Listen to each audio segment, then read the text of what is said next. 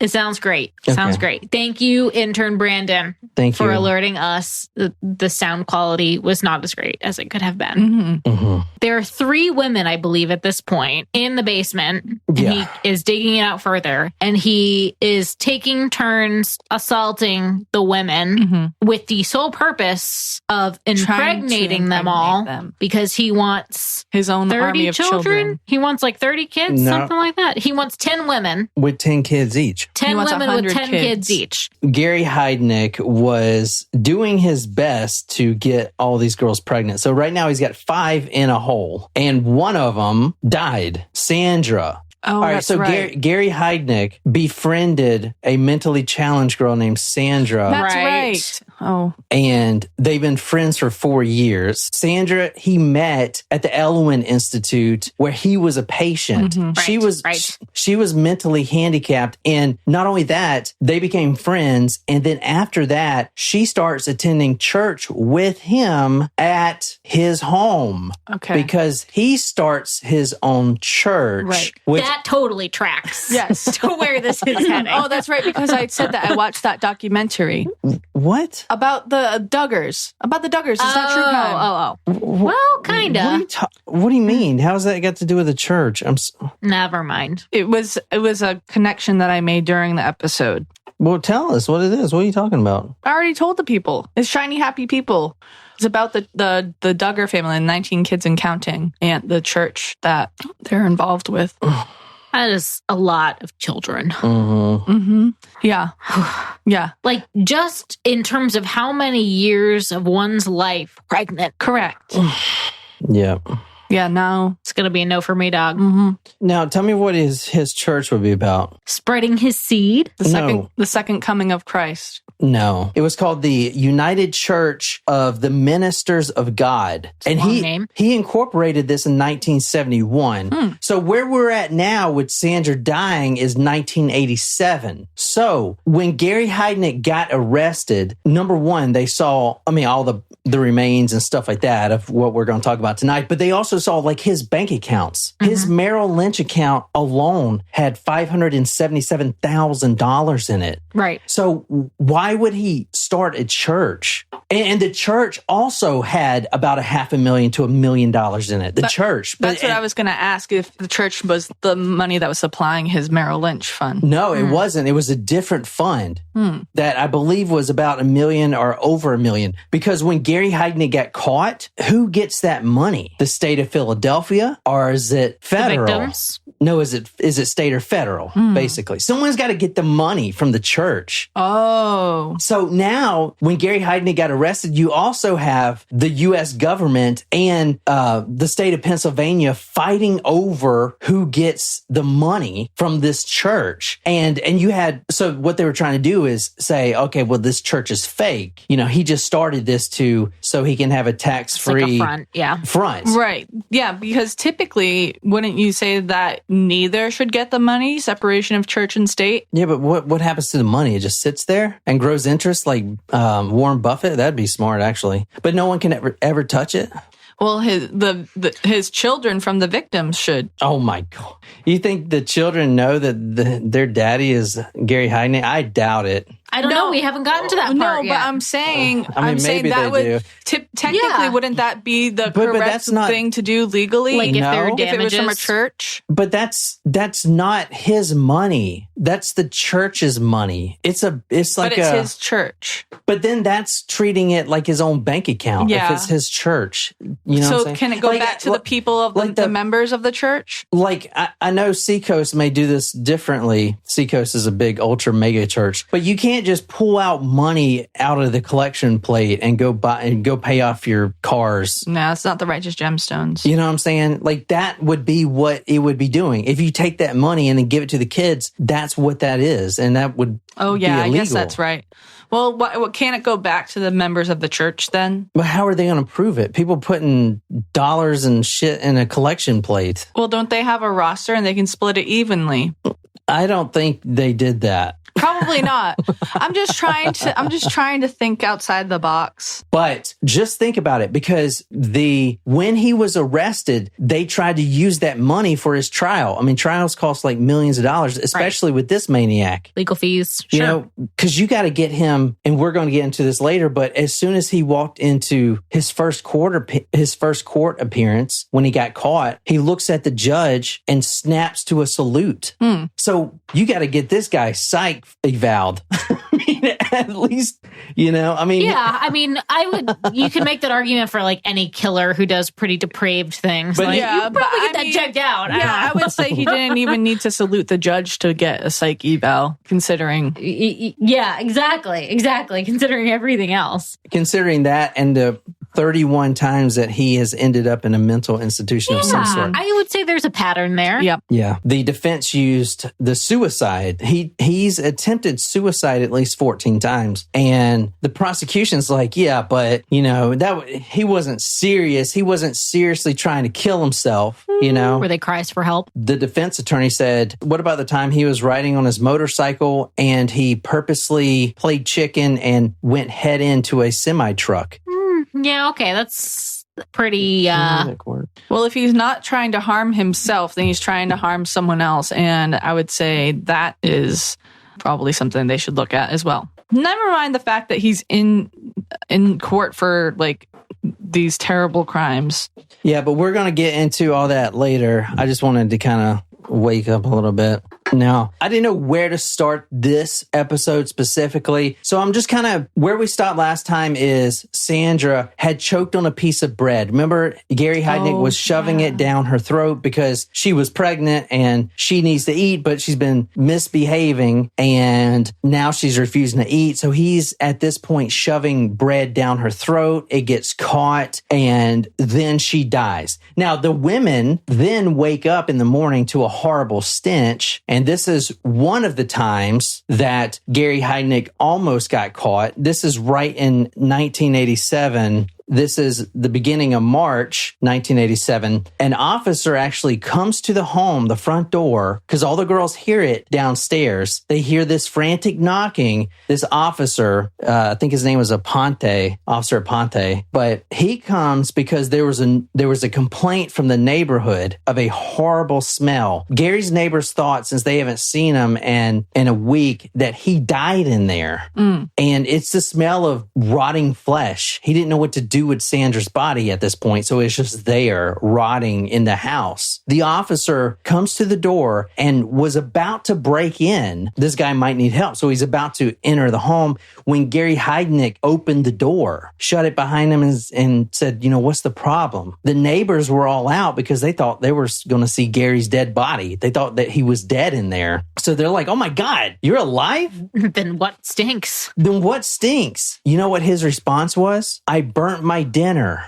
The whole neighborhood had called the police. This is the second time that Gary Heidnik could have been caught. Because the first time when Sandra's mother and her sister came to Gary Heidnik's house, where she's always at, banging on the door, the officer comes to the house and he says, okay, Gary Heidnik. Then he goes and asks one of Gary Heidnik's friends who was riding his bike down the little trail there, who is also mentally handicapped. He said, okay, how do you spell that? Heidnik. And he spelled it wrong, put it into the computer, and it came back wrong. If that officer had just done a little more due diligence, not only would these girls be alive, but he would have seen in Gary Heidnik's arrest record that prior to any of this I've done told you, he was accused of putting a mentally handicapped black woman in a basement and killing her. This is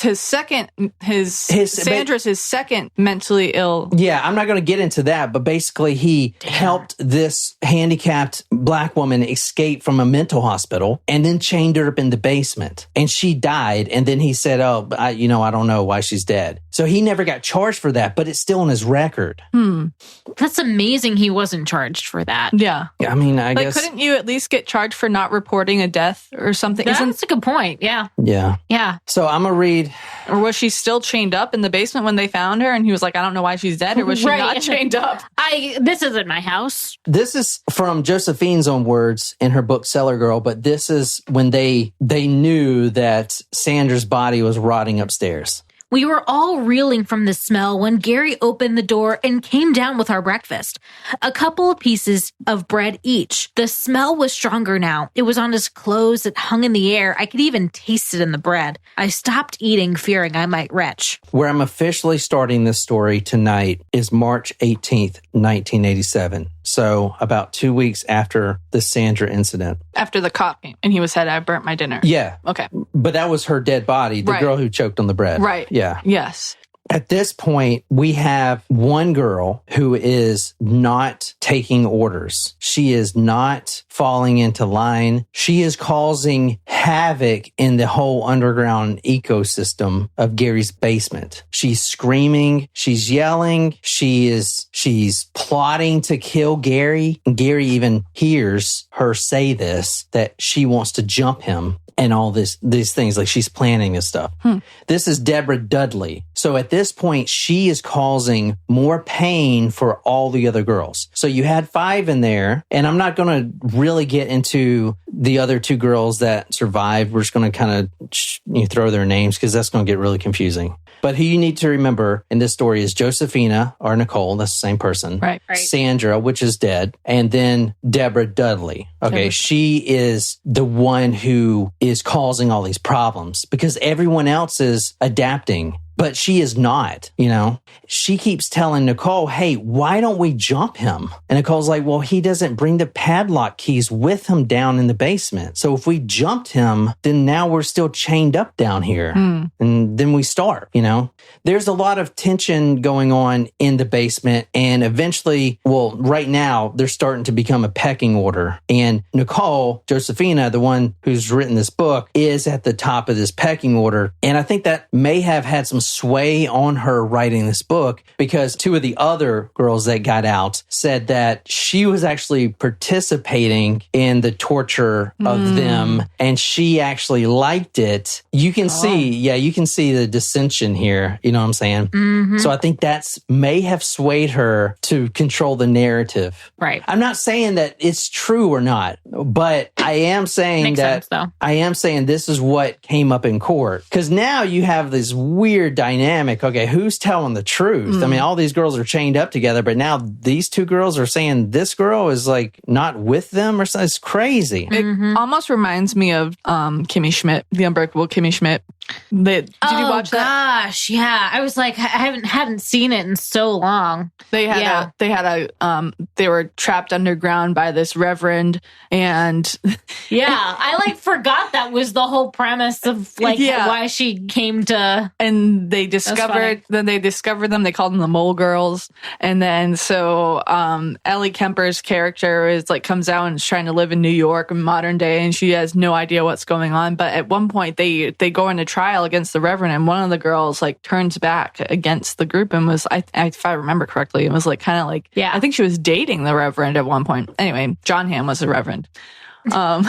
That's right. But that was a good show. Yeah, that was a good show. But I guess it would make sense that she would be seen at the top of the pecking order. She was the first. She was the first one down there. Yeah. Yeah, I guess. But the whole time they're down there, he's also still bringing prostitutes to the house too, which is crazy. So they're so conditioned down there now that they're not even screaming when someone comes, type of thing. It's just nuts, crazy. Right? All right. So Deborah Dudley is not submitting at all. One time she, Gary had brought the little black and white TV and he was digging the hole and doing his thing in the basement. And she made some snide remark when an Alpo dog food, when that, the commercials, my dog's an Alpo dog or whatever. I don't know if you remember this. I don't remember the commercials, but I remember that's what we fed our dogs. But anyway, she saw a commercial of Alpo and she's like, that would be way better than the shit we're getting. So he's like, okay, still trying to get her to fall in line. He brings back a can of Alpo and makes her slurp that down. What, Nicole, you don't like that?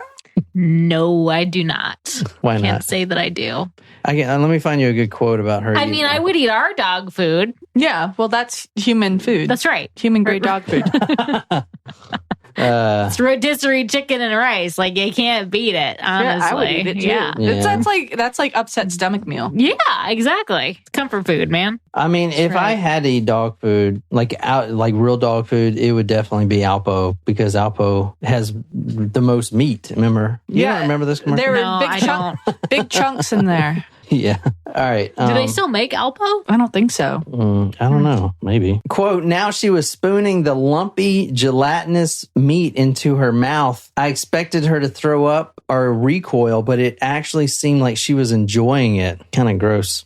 Yep. So anyway, he actually made all of them eat from like just dog food. So he has 2 dogs and they get their own special food, as you're going to see here in a second. I don't think I'm going to like that. But March 18th, 1987, Deborah Dudley is not submitting and Gary wants to put a stop to it. She's in the hole with one of the other girls, Jacqueline, who survives, but they're chained together. Gary comes down with 2 things. One, I'm going to tell you right now, it's a garden hose. A garden hose and a hole in the floor that people are in.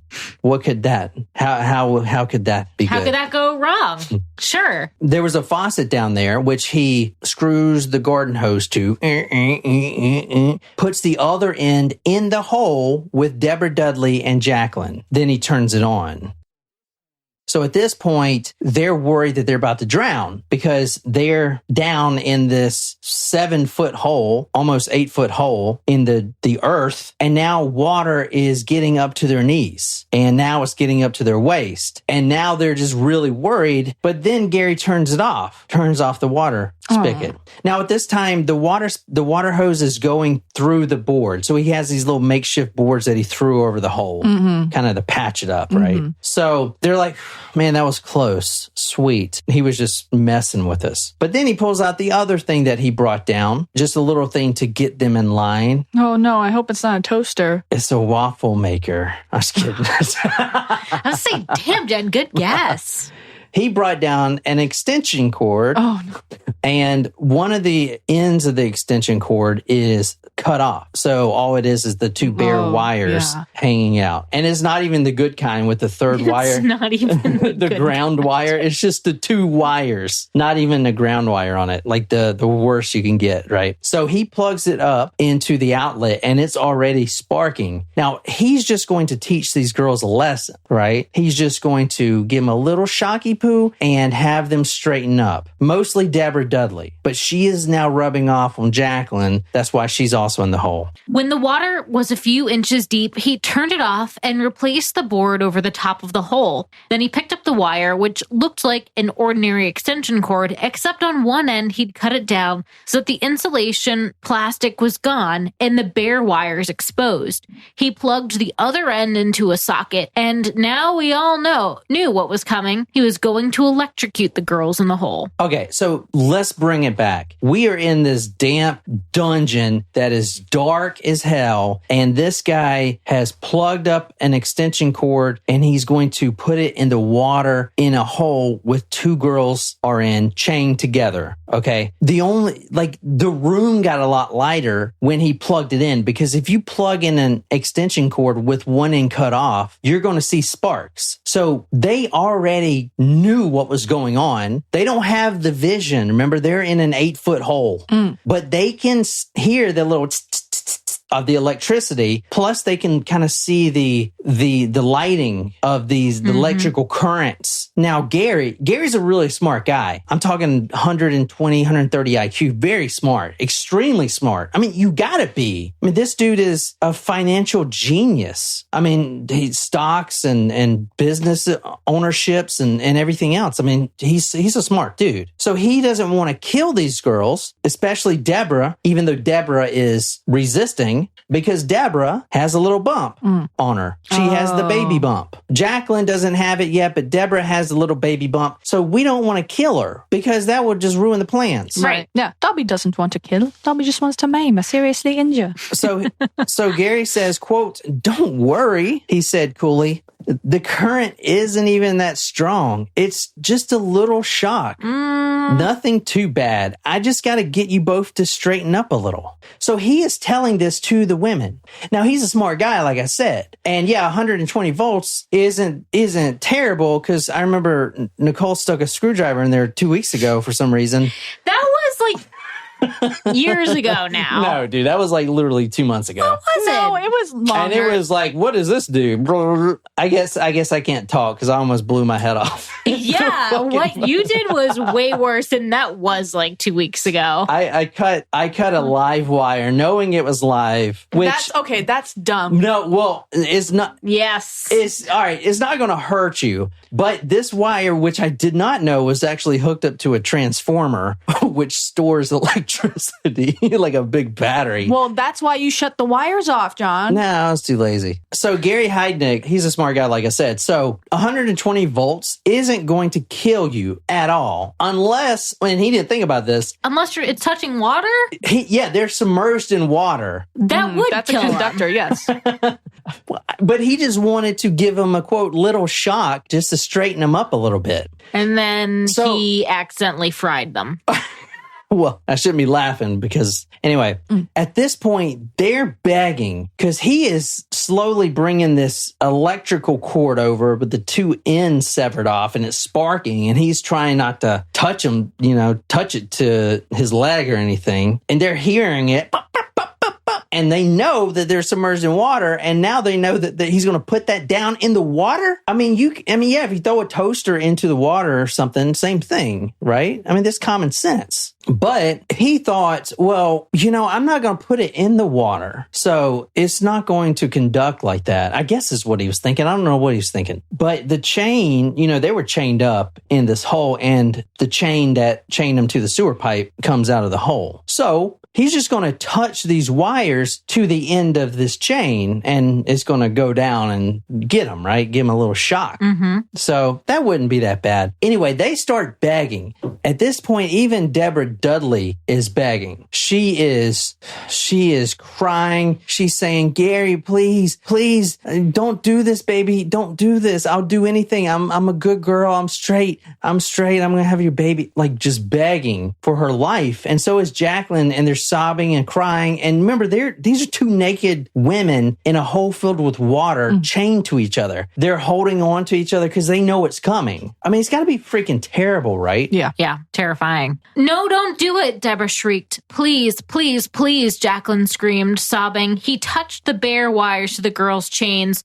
which were sticking out of a gap in the board, and the violent screams erupted from the hole, accompanied by the sound of struggling. My heart lurched. Ugh. That's what Nicole said in her book. And he only put it there for a second or two, and violent screamings. But then he gives it to Nicole. Oh. The highest in the pecking order, right? And he says, "Hey, you're my girl. You do it." So this is kind of where the girls first start to see that one of their own is now being used to torture them. It's a fucked up way of punishment. Yeah. I know, I don't know if they do that. I've never seen anywhere, like in a military setting, where that's been used, like making someone torture their counterpart. Yeah, that's pretty.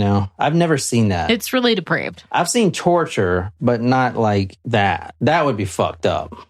But you can see how it introduces a new dynamic. Sure. You know what I'm saying? Yeah. Anyway, in her book, she talks about how she was just breaking down, but she knew she had to do it. Because at this time, Nicole's trying to put on this mask of a woman who has completely submitted herself to this guy. okay, I'm just going to play along. I'm going to be the good little puppet. I'm going to get some more responsibilities, maybe some more freedoms. And then finally, when there's an opportunity, I can run out and get help and save the other girls. But you can see when they get out, because Nicole did get that responsibility and freedom, and they did go shoe shopping, and they did go to dinners. And you see what I'm saying? Like when are you waiting for this opportunity? Now, I'm not saying, I'm definitely not saying she's a terrible person. I'm not saying that at all. I think what she doesn't talk about in her book is the Stockholm Syndrome that she probably has. And I think when reading her book, she's really trying to justify it. But I think she is more emotionally traumatized than she thinks she is. Does that make sense? And she just wrote this book in 2014. So she, you know what I'm saying? I don't think she understands Stockholm Syndrome and stuff like that. Like, you know, I feel like she is trying to justify herself by saying, okay, I'm trying to get freedom, yada, yada, which she was, but you know what I'm saying? Yeah. But anyway, so Nicole's now got the wires and she puts it on the same chain. And again, these violent screams, splashing, yelling, screaming, and then it goes quiet. Now she can smell the burning too, because the water is, you know, bubbling up and literally like some kind of hot spring, right? Gary takes off the board, and this is about 10 minutes later. Both girls are now sitting on their butts with their legs stretched out. Jacqueline is fine. She's fine. I mean, she's not fine. She's fucked up, but she's breathing and she has a pulse. Deborah is in the same position with her legs splayed out in front of her, but her face is also in the water, submerged. Her body is leaned over like a yoga pose where you stretch out in front of you. She is just resting there in the water. She's dead. I mean, there's no doubt about it. Her body just collapsed from the being shocked. Her heart stopped or whatever. And that's how she expired right there. Yeah. It was a terrible death. Yeah. You know? So she was fried. So crazy. Yeah. Gary pulled her up by her hair, and it was clear she was gone. The rivulets of water dripped down her blank face. Her eyes and mouth fell open in a slack, silent scream. Ugh. Quote from Gary, "Thank God for that. Now my basement can get back to normal." Oh, wow. But he didn't want to kill her because that ruins his whole plan. Right. You know? Yeah, and he's got to find someone else. And now he's got to find someone else. He's got to start all over again. Yeah, exactly. And now he's got to do something with another body, right? Yeah. Or not. I mean, he's just kind of like letting him lie. He did something with that body. We'll get to that one. Oh, boy. Gary brings down a piece of paper and a pen and gives it to Nicole and says, "Write this." And she is writing. This is Nicole. Yeah. The one. Now the time, it's 6:30 p.m. I, Nicole Rivera, and Gary Heidnik killed Deborah Dudley by applying electricity to her chain while sitting in a pool of water in a hole in the basement of 3520 North Marshall Street. And then she signed it. And then Lisa and Jacqueline, who was also shocked, once she comes to, she signs it as well as a witness, right? And after that point in time, which is stupid, right? Because, I mean, like, what judge is going to be like, okay, Nicole, you're guilty? Like, I mean, obviously, she's being held captive. She has to sign it. Right. Like, it means jack shit, right? You know what I'm saying? It doesn't mean anything. But he thinks it does, or is trying to convince her. Well, not only that, right? It actually does mean something to this ecosystem because it changes everything. As soon as she signs it, as soon as Nicole signs it, he reaches down and he uncuffs her. Oh, damn. Now she's free. He's still there with the other girls. He says, now go upstairs and go to bed. Go upstairs and go to bed. Upstairs, past the front door. So now he like trusts that she's willing to do anything, or she's like so brainwashed. Well, I mean, also having that written, I mean, in his mind, he thinks that would be a confession, but she won't go anywhere because she has this signed paper saying that if she runs away, he'll share it. With the cops. But it also said her and Gary. Right. It wasn't just her taking responsibility. Right. In that, which, you know what I mean? It's kind of like, if you're going to do but like I something said, like that. It doesn't mean anything, but it did, because now, even to Nicole, it's like we were watching the show The Mick, and they had that pepper thing, right? Yeah. Like whoever's holding the pepper shaker the pepper grinder is the boss. You know, it doesn't mean anything, but to them, it means everything. You know what I'm saying? Mm-hmm. It changed the dynamic completely down there. The pecking order is now set. Nicole will never be chained again after that event. And they still got another month there. So now, as soon as she goes upstairs, it's, if you read in her book, and I'm not trying to like bash this woman at all. That's not what I'm trying to do. But it's just weird to see what she did. Because what would you do if you were chained up for 3 months? And now we all like to think we would run out and be like, help, help. Yeah. But you don't know that unless you've been chained up for 3 months. So what does she do? She goes upstairs and she kind of like peeks around, you know, and she's looking at the toothbrush and toothpaste, and she takes a little toothpaste and rubs it on her teeth, and is like, wow, I forgot how that tastes. And she's like looking in the closet like, what do you want me to wear? Like, she's now the woman of the house, right? Yeah, no, she will never be down in the basement again, chained up. She goes down there to help with the torturing. I mean, that's fucked up, is it not? Crazy, man. That's intense. Yeah. We're talking about extreme freedoms here. Not only using the toothbrush, walking around, changing clothes, like walking around naked, taking baths, watching TV. At one point, he has to go get his car, the Rolls, serviced, and he's got his own mechanic, Mike. So he doesn't just take her. He trusts her enough to follow him in the caddy. Is that not nuts? So she is following him in the Cadillac behind his Rolls. They get to the mechanic and they're both there like boyfriend and girlfriend. Like there's not 3 women chained up in the freaking basement. Right. Is that fucking crazy? It is. Yeah. It is wild. Stockholm syndrome. Yeah. One of the things to really get her on his side permanently, like you're my number 2, is to bring her into the realities of what he's doing. So in the fridge, for instance, there was some ribs. There was also a large pot on the stove that he had been cooking something. Now remember. No. Not another one. No head stew. God. What? Just takes it to a whole nother level. It's like, okay, let me start a cold. I want to spread my seed. I'm going to chain some women to the basement. And now we're going to start torturing, killing them. And now I'm going to eat them. Yeah. Wait, I never said... Okay, go on. Finish what you were going to say then. Well, he did not actually say that he was going to eat them, but I'm just assuming that there's a head in that pot. Let me guess. And the ribs are human ribs. Well, it's his own version of the Eucharist, right? Like the body. All right, is that what he's going to start giving it out to parishioners? You guys are thinking way too into this. All right. You guys are way too into this. Yes, there's a pot on the stove, and yes, it's got a head and a gin. Okay, that's obvious. Okay, but if you're going to call him a cannibal, this guy's too smart to be that. Is he? No, he's not. Just because he has a Merrill Lynch account doesn't make him smart. He's not going to eat them. He's going to feed it to the other prisoners. Well, I started with the Alpo for a reason. Oh, he's going to feed it to the dogs? Well, who ate the Alpo? The other girls. Oh, I don't like this at all.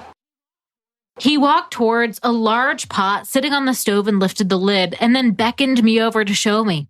The smell hit me instantly. So this is Sandra in the. Oh no! This is Sandra's body. Sandra never left the house. The smell's gone because he minced it up and did some other things we're going to talk about here in a second. But he's still kind of cooking through Sandra. Inside the scorched aluminum pot was a bare white skull sitting in a pool of brown yellow liquid. It was so stark, so ugly. The pale, shiny bone almost seemed to glow against the putrid, dark water. Wait, hold on a second. That is interesting. The pale, shiny bone. It's the fat, I believe, molecules that make it all shiny. Isn't that weird? So, like, on the top of the lid, if you're like, got some broth in there. I don't know why you're going into such detail about this. I was just thinking about it earlier. I'm just thinking the brown, yellow, dark yellow.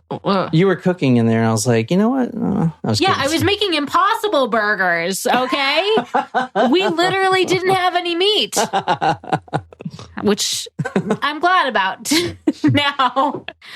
I cooked her head, he explained matter-of-factly, and then I put her ribs in the oven and roasted them like this. See? He opens the fridge door, reaches inside, and pulls out a human rib cage. This is Sandra's ribs. They were charred, but the one thing that Nicole noticed is, well, a lot of the meat's gone off this. And where are the bones? Like, where's the pelvis? Well, he gave the bones, and this is actually smart, to his dogs. He's got 2 big dogs and the neighborhood dogs. He was like, you know what? I'm going to divvy out these bones between this whole pack of dogs in this neighborhood. And y'all take them all around and bury them. But unfortunately, and this is crazy because they had to go back and pick up all these bones scattered throughout the fucking neighborhood. These dogs didn't bury them. They just chewed on them and left them in people's yards. So now you got pelvis bones in the neighbor's yard.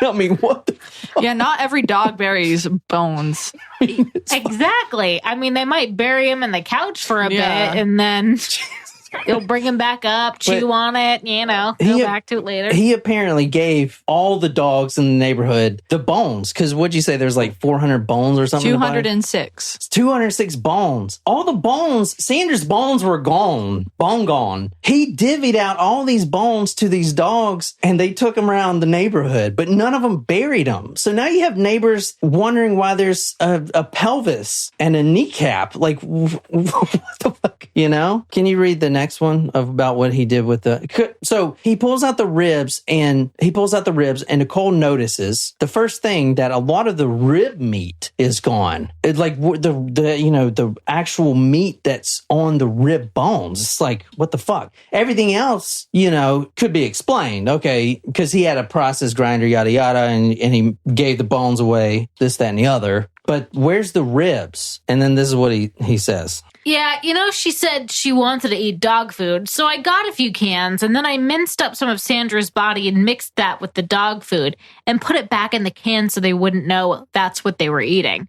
I figure eventually they'll eat the whole of Sandra and I don't have to worry anymore. Jesus Christ. That's fucked up. I do not like that. Do not like that. So Nicole, who also partook in the spooning of the dog food, is now being like, what the fuck, right?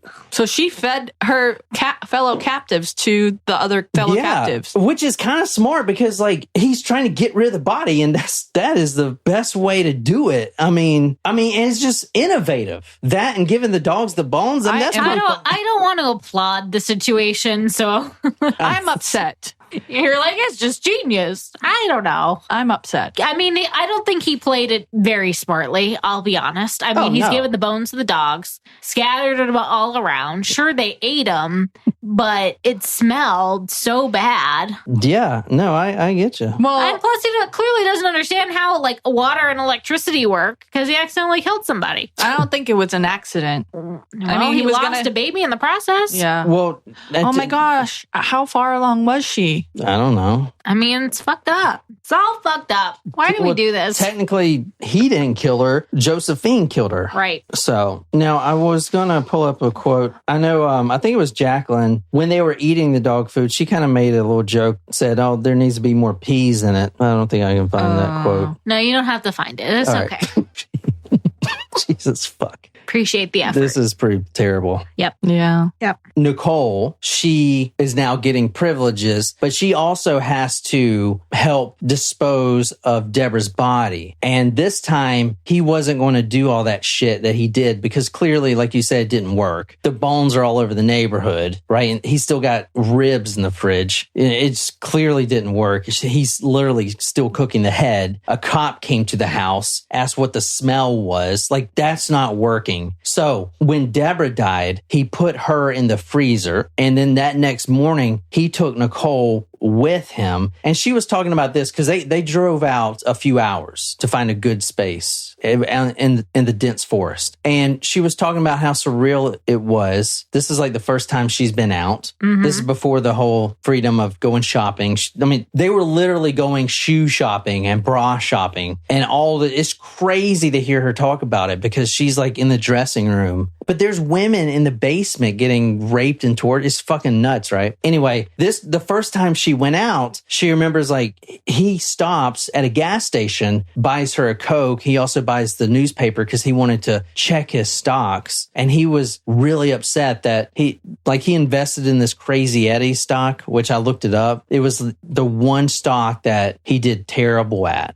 The one time he did terrible. So he is so bummed out. And this is the day after he killed Deborah that he just lost $16,000 in Crazy Eddie's, which Crazy Eddie's was a scam. It was like I've heard that name before. It was I looked it up. It's crazy. Well, Crazy Eddie? But it was it was like a Radio Shack. Yeah. It's Crazy Eddie's greatest stereo sale ever. Get anything and everything in stereo equipment. Get it all now during Crazy Eddie's greatest stereo sale ever. Crazy Eddie, his prices are insane. Like discount store. I don't know how it was a scam, but the guy ended up on the FBI most wanted list, like Eddie himself.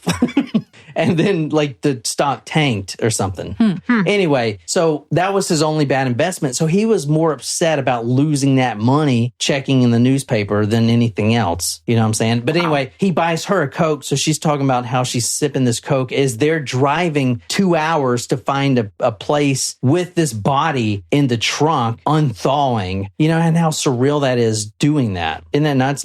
So how it eventually culminates is Gary starts taking her out, bringing her in, and, you know, shoe shopping, dinners, movies. She's in the public. She's got plenty of opportunity to run, to say, hey, help, anyone. But about a month goes by, and it was only when Gary said, I think we need to get another female in the basement. We need to capture someone else. That's when she went into action. And they did capture someone else. They captured a girl, Vicky, which Vicky was only there for 12 hours because as soon as she was there, Gary was arrested. Wow. Yeah. So, and how this happens is they go out. Gary is like, I need 20 minutes. I got to go do some business, you know, just shop around a little bit. You can shop here for 20 minutes. So she goes to the payphone. She's calling the police, 911. They're not believing her. They don't want to send out a car or a patrol. They think she's lying.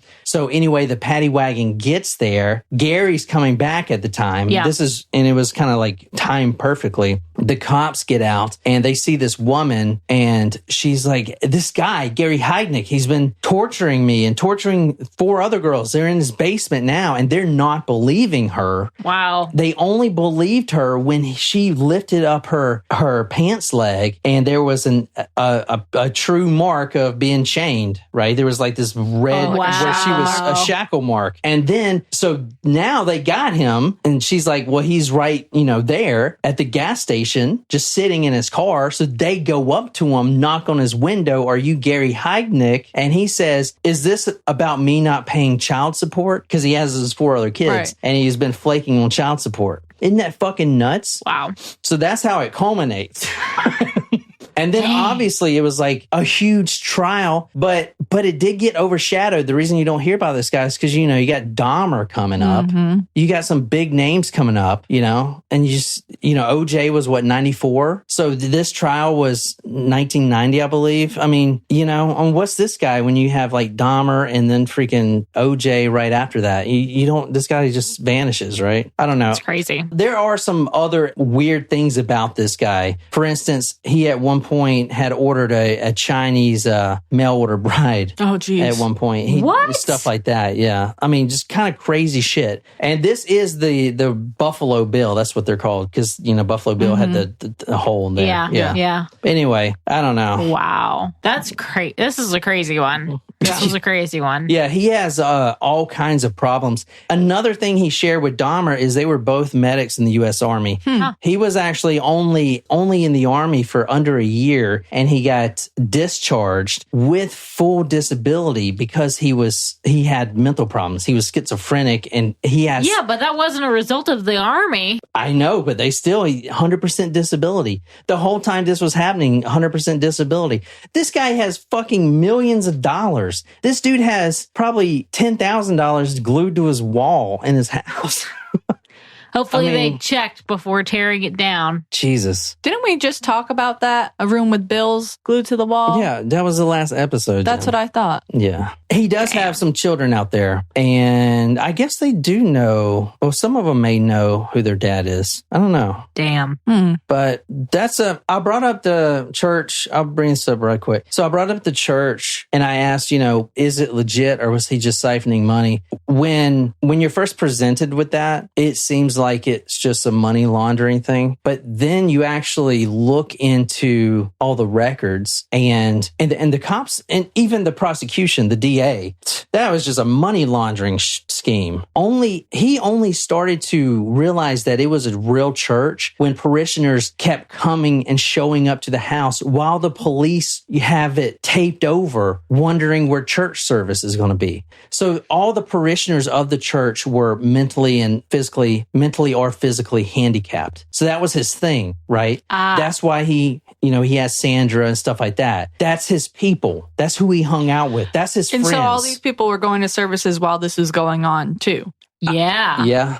Wow. Because the church was around for a while, right? Yeah, Did you say 71? Yeah, 1971. They've been going to church. Yeah. That's crazy. Yeah. And this guy had a Rolls Royce just like the What freaking the fuck?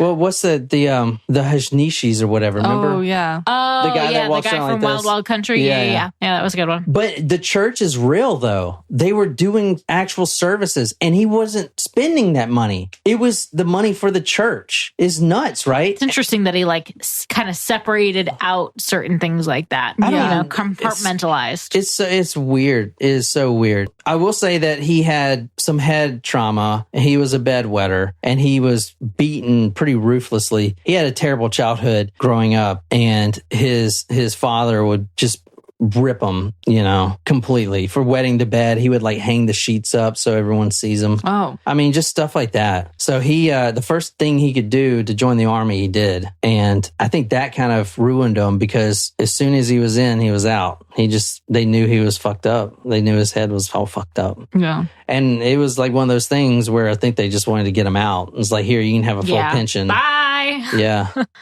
But I mean, he did good things with that fucking pension, did he not? I mean, goddamn, the dude's a fucking millionaire. Well, I don't know if I would say he did good things with it. I wouldn't go that far. Yeah. I am interested in revisiting this guy another time, You can make a short about it. Yeah. Or a series of shorts. Yeah. As far as the Josephine thing goes, I mean, you can read her book. It makes you think, because the other girl said that she was involved in it and she was actually starting to like the torture. But, I mean, you could say that, but at the end of the day, it was absolutely Stockholm syndrome. Yeah. So would she have done that sort of thing otherwise and on her own? No, I don't believe that. Yeah. So he was actually executed in 1999. His last meal was 2 slices of cheese pizza and black coffee. So interesting combination. Yeah. Well, it was good to see everyone. Yeah. I hope you guys like that. Sorry I left all the background out. I probably will do something else for you guys and go back over a lot of stuff because I know there's going to be probably more than one. But, anyway, did you enjoy it? I did. All right, cool. All right, well, we're going to bed, I guess. 9 o'clock. Yeah, pretty much. Yeah, I'm going home. All right. Well, thank you guys so much for being here. And I'll see you on Saturday. We got a great story on Saturday. Super excited. We're doing a serial killer that no one's heard of. And, I'm still kind of bouncing around the Richard Ramirez thing. I'm too scared to do him type of shit like I was Dahmer, because he's like my white whale. Your new white whale. Yeah. So, but anyway. Cool. So anyway, hope you guys enjoy it. And that's it. So until next time, good night, you lovely, lovely people, Supremos.